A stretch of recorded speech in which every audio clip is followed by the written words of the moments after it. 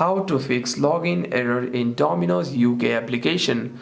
First, if you're having any kinds of problem with the application or with the website, make sure that your device is connected to a cellular data or mobile. Make sure that your device is connected to a network.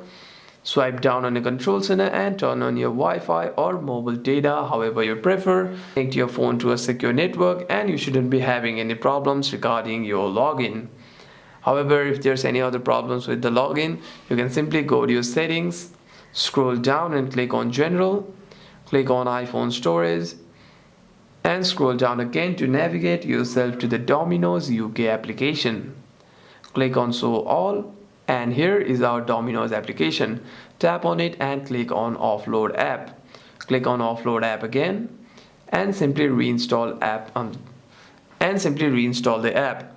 And what this does is it deletes the application whilst keeping its document and data. And the next time you open the app, you shouldn't be facing any problems regarding your login.